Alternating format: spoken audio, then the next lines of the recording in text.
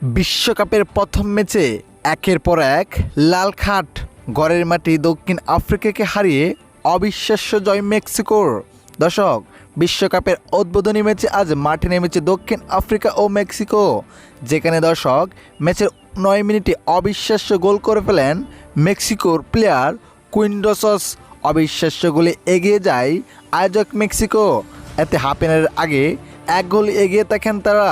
দ্বিতীয় অর্ধের শুরুতে একের পর এক আক্রমণ করেন আয়োজক মেক্সিকো, একের পর এক ডুস খান দক্ষিণ আফ্রিকা।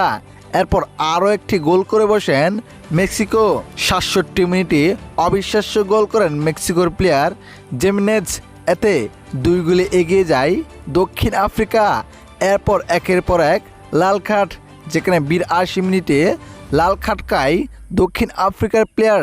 এতে 2 মিনিট ব্যবধানে আরও একটি লাল কার্ড খায় দক্ষিণ আফ্রিকার প্লেয়ার। এতে 11 জনের মধ্যে 9 প্লেয়ার হয়ে খেলতে হয়েছে বাকি সময়টুকু দক্ষিণ আফ্রিকার। এরপর দর্শক ম্যাচের শেষ মোমেন্টে আরও একটি লাল কার্ড খান মেক্সিকোর প্লেয়ার। এতে বিশ্বকাপের প্রথম ম্যাচে তিনটি লাল কার্ড দেখলো পুরো ফুটবল বিশ্বকাপের ফ্যানরা। ঘরের মাঠে দক্ষিণ আফ্রিকাকে হারিয়ে অবিশ্বাস্য জয় নিয়ে বিশ্বকাপের অনেকটা এগিয়ে গেল মেক্সিকো।